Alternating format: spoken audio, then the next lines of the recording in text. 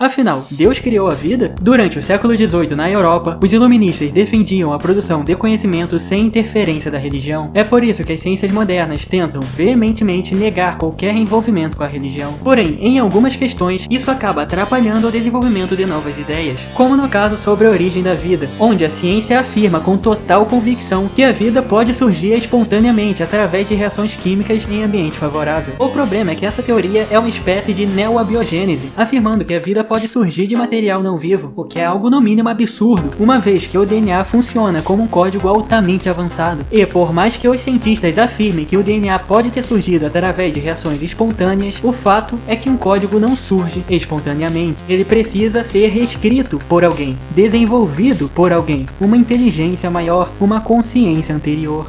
E imagine que você deixou um computador debaixo de uma macieira, onde constantemente caem maçãs no teclado desse computador. Então, nessas condições favoráveis, as maçãs caem e espontaneamente abrem um programa como o Visual Studio e por acaso acabam caindo nas teclas certas para formar um código simples que possui a capacidade de se adaptar e se reproduzir. Bom, quais as chances disso acontecer? Não parece uma ideia absurda? Pela navalha de Ockham, não é mais fácil supor que esse código foi programado por alguém? Afinal, não é como se, nas condições favoráveis, o petróleo formasse plástico e o cobre e o silício, através de reações químicas, se uniriam com o plástico e formariam chips espontaneamente que começariam a se replicar por aí, até formarem inteligências artificiais avançadas que construíssem civilizações. Eu sei, o carbono é um material muito mais simples e muito mais fácil de reagir do que o cobre e o silício, mas isso não muda o fato de que chips não surgem espontaneamente. Eles demandam um altíssimo nível de conhecimento, inteligência e tecnologia para serem desenvolvidos. Então, como os seres vivos, que são muito mais complexos, também não iriam demandar um altíssimo nível de inteligência para se desenvolverem? Se nós somos capazes de construir grandes computadores, mas até hoje não conseguimos replicar a vida, como a natureza espontaneamente pode ter feito isso? A mais simples bactéria é muito mais avançada do que o mais complexo computador humano. Até hoje não conseguimos replicar a capacidade dos seres vivos de se adaptar, se auto-reparar e se reproduzir. Se nós, que somos inteligentes, não conseguimos desenvolver isso, como é que o acaso pode ter desenvolvido? E mesmo que algum dia a gente consiga desenvolver vida ou replicá-la, isso só prova que é necessário uma inteligência para desenvolver a vida. Podemos resumir a vida ao DNA. Vida é DNA. E DNA é como um código de computador, programado para continuar resistindo, independente das adversidades. E isso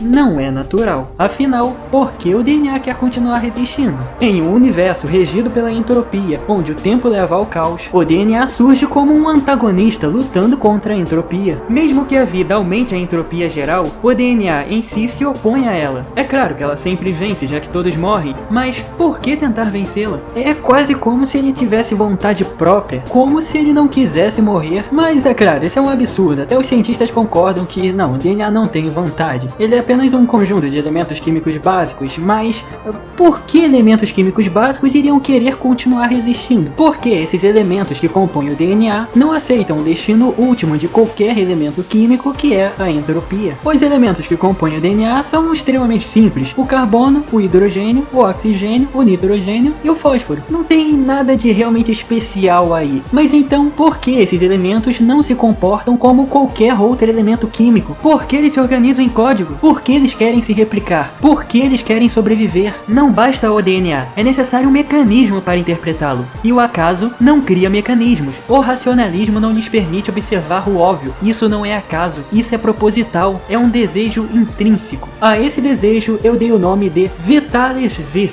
Está em latim para ficar mais legal, na verdade significa força vital. Essa força, esse desejo de continuar resistindo não pode partir dos elementos, pois moléculas não têm vontade. Então deve vir de algo externo, algo metafísico. Como nós, seres humanos, possuímos vontade, podemos ter nos desenvolvido a imagem e semelhança desse algo metafísico também dotado de vontade. Porque se formos parar para pensar, a vida é um erro, ela não deveria existir. Ela não pode ter se originado na física, porque ela se opõe ao tempo, ela se opõe à entropia. A Vitalis Vis, que é o que explica esse movimento inicial e o desejo de continuar resistindo do DNA, só pode vir da metafísica e se manifesta na física através do DNA. É justamente essa força vital metafísica que faz com que o DNA se organize, se replique e se adapte. E de onde viria essa força? De onde viria a Vitalis Vis, senão de um ser superior, um Deus?